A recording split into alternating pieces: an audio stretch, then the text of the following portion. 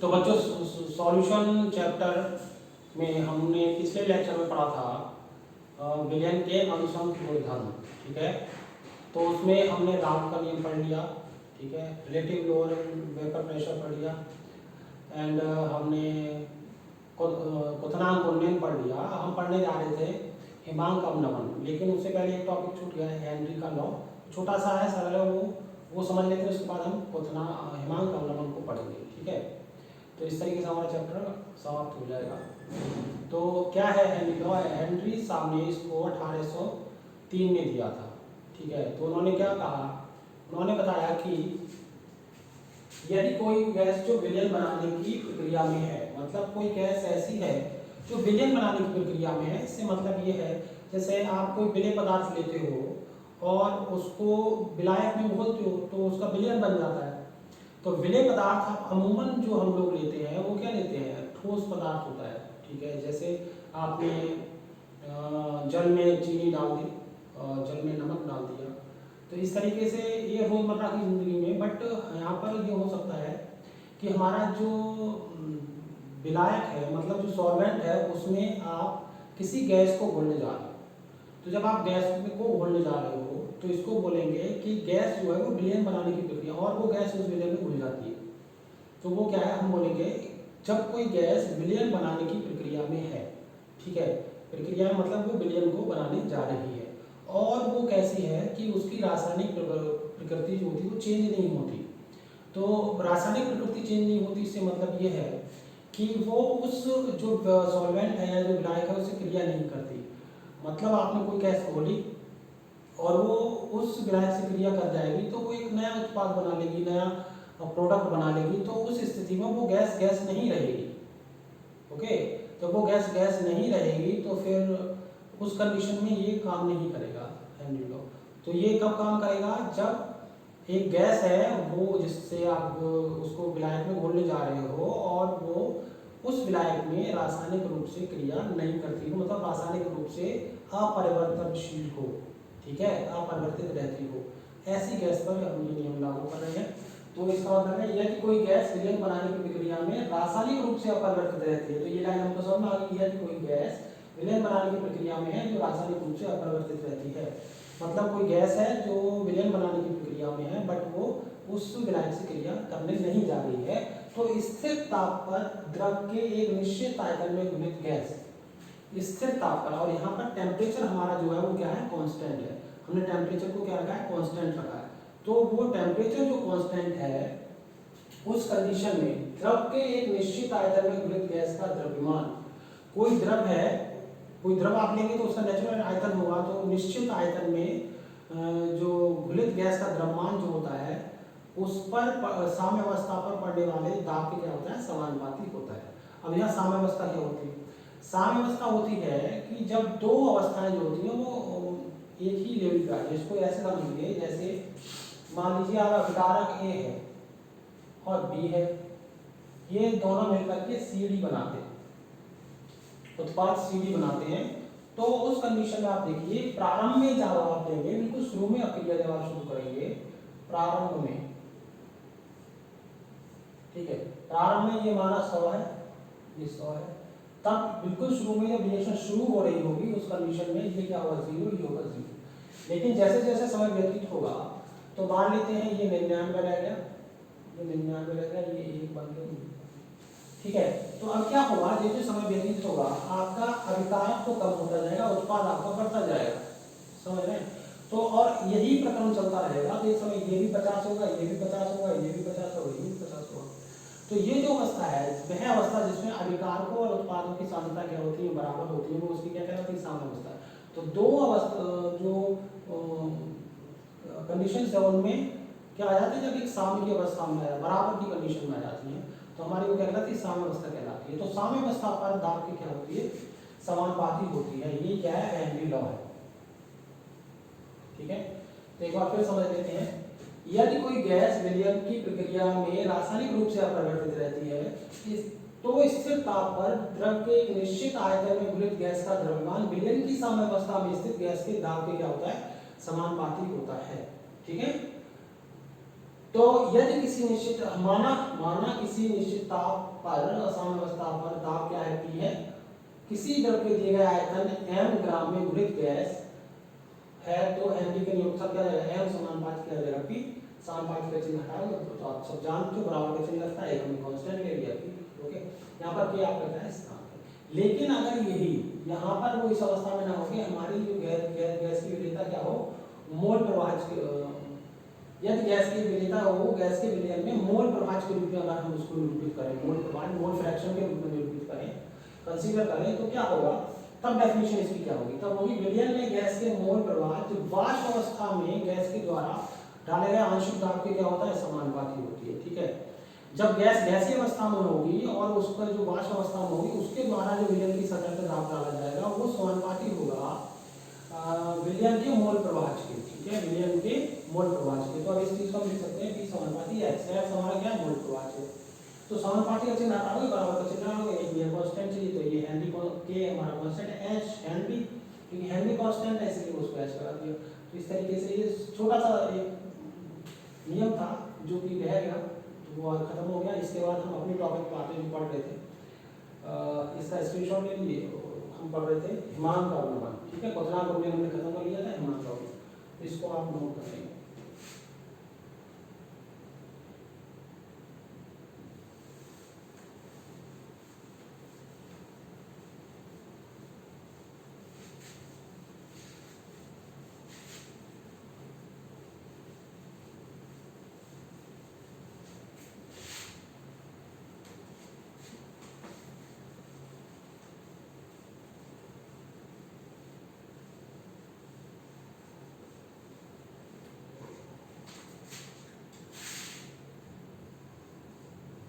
Himank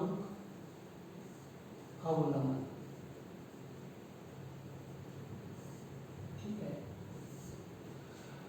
depression in freezing point, okay. तो हिमांक अवनमन क्या है, तो पहले तो हम समझेंगे हिमांक की डेफिनेशन। हिमांक अवनमन, अवनमन उन्नयन का मतलब था बढ़ना, अवनमन का मतलब घटना, ठीक है।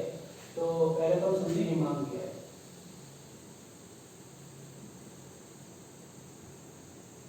फ्रीजिंग पॉइंट वह ताप जिस पर किसी द्रव की ठोस अवस्था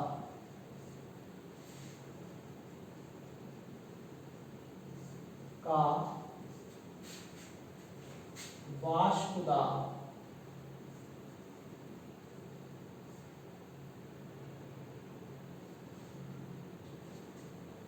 वायुमंडलीय दाब के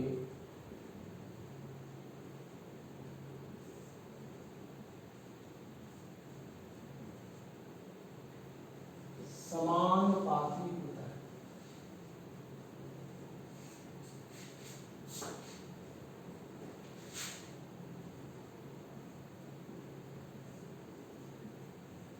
ठीक है, हिमांक क्या होता है, ठीक है, हिमांक अवनमन। तो जब किसी द्रव की ठोस अवस्था का वाष्प उसकी वाष्प अवस्था के वाष्प के बराबर हो जाता है, वायुमंडलीय दाब के बराबर हो जाता है, तो उसका क्या कहलाता है, उसका हिमांक कहलाता है, ठीक है। वह ताप जिस पर किसी द्रव की ठोस अवस्था का वाष्प उसके वायुमंडलीय दाब के बराबर हो जाता है, वो उसका क्या कहलाता है, हिमांक कहलाता है। क्वथनांक क्या था, क्वथनांक था वह ताप जिस पर किसी द्रव का वाष्प दाब वायुमंडलीय दाब के क्या हो जाता है, बराबर हो जाता है। तो हिमांक का अब हम समझते हैं हिमांक अवनमन क्या है, ठीक है। देखो वहां क्वथनांक उन्नयन था, उन्नयन मीन्स किसी चीज का बढ़ना, ओके। अब यहाँ क्या है, क्वथनांक हिमांक अवनमन, तो अवनमन मीन्स किसी चीज का घटना। वहां पर आपने विलेय पदार्थ मिलाया था, कोई अवाष्पीय शुद्ध विलायक में विलेय पदार्थ मिलाया था, तो क्वथनांक में वृद्धि हो गई थी। क्वथनांक में जो वृद्धि हो गई थी दैट वाज द क्वथनांक उन्नयन, वो क्वथनांक उन्नयन था। यहाँ पर आप जब किसी शुद्ध विलायक में आप विलेय पदार्थ मिलाओगे तो क्या आ जाएगी, हिमांक में कमी आ जाएगी।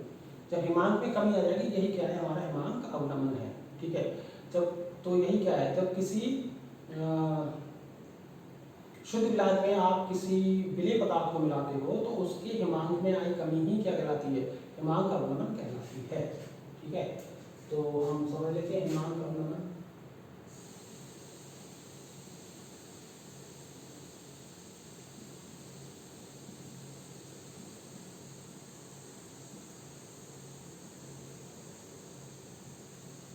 किसी शुद्ध विलायक में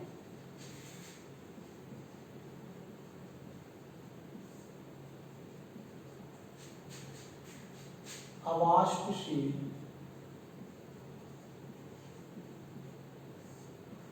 विलेय पदार्थ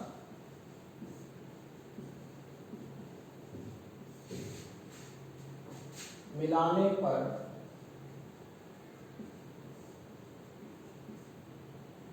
हिमांक में आई कमी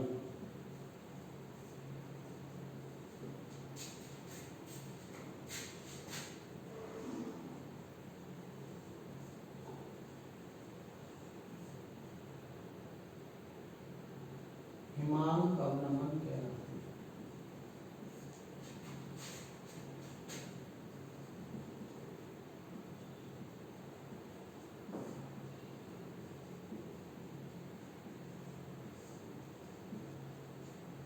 ठीक है, अब मान लीजिए आपने माना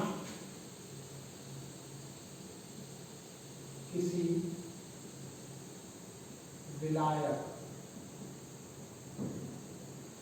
का हिमांक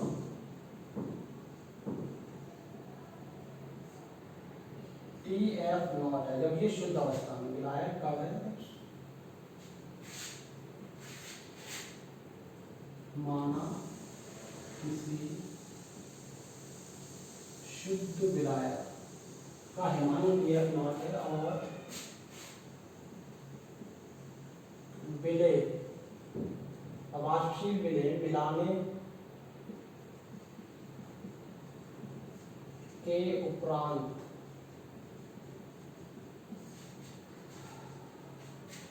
ये TF हो जाता है, तो ठीक है, तो क्या आएगा, मान लीजिए तो हिमांक अवनमन डेल्टा TF बराबर हो जाएगा TF0 माइनस TF। ओके, अब इसको हम ग्राफ से समझने की कोशिश करते हैं। ठीक, जैसे मान लीजिए ग्राफ है इसका, ये इस एक्सिस को हम प्रेशर का मान लेते हैं, इसको टेम्परेचर का मान लेते हैं।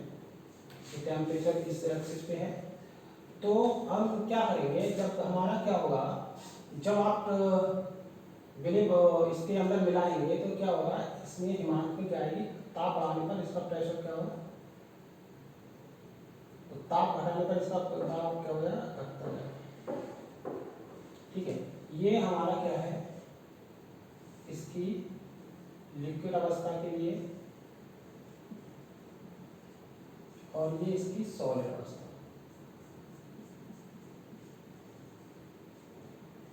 ठीक है, सॉलिड अवस्था का जो जब टेम्परेचर बढ़ाने पर उसका वाष्प क्या होगा, बहुत तेजी से गिरता जाएगा। तो ये हमारा मान लीजिए ये जब हम टेम्परेचर बढ़ा रहे हैं तो इसका ताप क्या हो रहा है, गिरता जा रहा है, वाष्प कम होता जा रहा है। ठीक है, क्योंकि वो जितना टेम्परेचर बढ़ाते जाएंगे आप उसका, तो उसका वाष्प क्या होता जाएगा, कम होता जाएगा। इस तरीके से अब मान लीजिए लिक्विड अवस्था का देखते हैं, लिक्विड अवस्था का वाष्प, तो टेम्परेचर को घटाने पर वो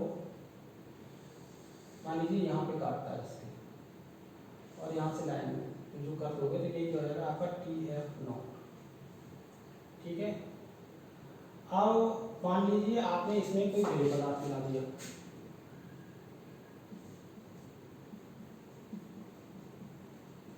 ठीक है, तो इसकी वाष्पता में क्या आएगी, कमी। तो मान लीजिए पहली कंडीशन है, ये दूसरी, तो कमी आने के वाष्पता के लिए तो जैसे जैसे ये यहाँ पे घटता जाएगा और ये जब ये यहाँ काटेगा तो इसको आपको दूसरा टेम्परेचर मिलेगा यहाँ। तो आप देखिए टेम्परेचर ये मिला, ये पहले के टेम्परेचर क्या है, कम, तो इन दोनों का अंतर क्या होगा, वही क्या होगा, डेल्टा TF। अब क्योंकि इसका मान ज़्यादा है, वहाँ पर हमारा TB में से TB0 बताया था, यहाँ पर TF0 में से एक घटाएंगे, क्योंकि ये मान ज़्यादा है, ये मान क्या है, कम, तो TF0 माइनस TF। ठीक है, तो ये हमारा इसका तापांतर निकल रहा है। ठीक, तो अब क्योंकि आप जानते हो डेल्टा टी है समानुपाती किसके होगा, सॉल्यूट के मोलर सांद्रता के, ठीक है। तो अब हम यहाँ पर एक ऐसी वैल्यू लेंगे जो टेम्परेचर पर डिपेंड ना करती हो, वो जैसे उसने पिछले में लिया था वैसे इसको ले लेंगे, ठीक है। तो जैसे आप इसको लोगे तो क्या होगा, तो वो कौन सी मोलैरिटी, तो डेल्टा टी एफ बराबर का चेंज होगा तो के एफ और क्या हो जाएगी मोलैरिटी। अब मोलैरिटी का फार्मूला आपको मालूम है, मोलैरिटी लगा दीजिए, डेल्टा टी एफ के एफ